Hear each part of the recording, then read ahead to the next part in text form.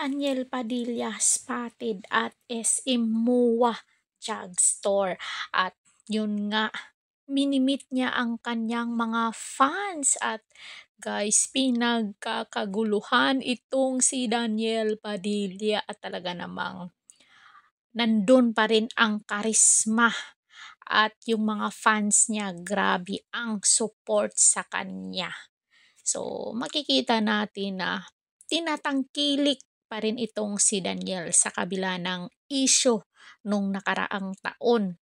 Or this year lang ba yung issue? Nakaraang taon yun yung issue sa kanila ni Catherine Bernardo. At hindi pa rin to iniiwan si Daniel, marami pa ring taga-suporta.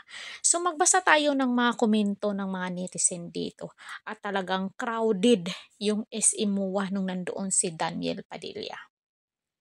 Para patunayan na sikat pa siya, yung movie nila Sanjo, tingnan kung kikita katulad ng Kat din. 1B na or gumawa ng movie yung sila ni Andrea, tingnan kung kikita. Gabi, ang daming bitter. Masaya na si Daniel, wag naman ganoon.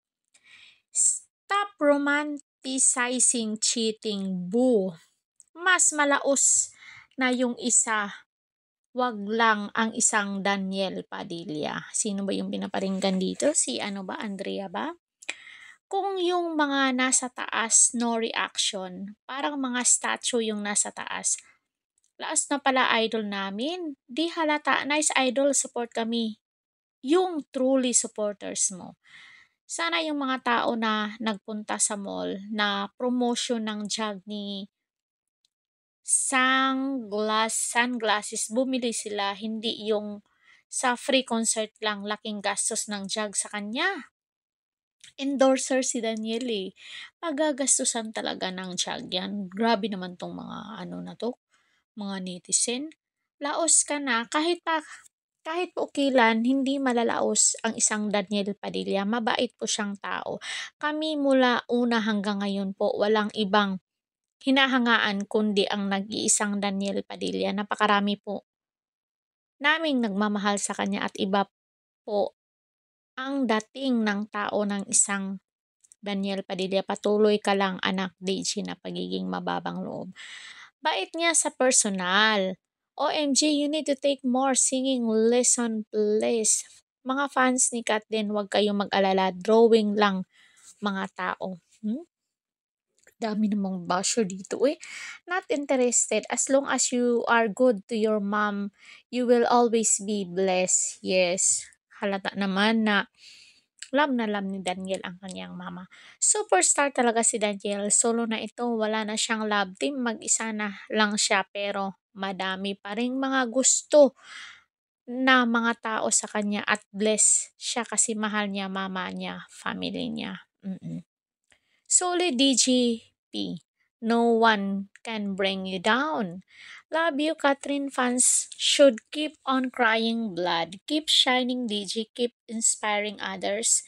Yes, wag kang magpapatalo. God bless you more and your family.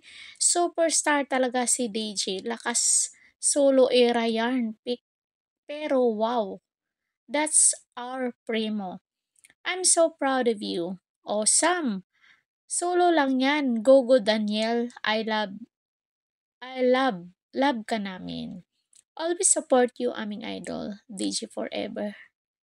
The Piso Plama haircut. I love you, Daniel. Congratulations, DJ forever young. Galing. Good job, DJ. So, kahit marami siyang buzzer, marami pa ring nagmamahal sa kanya.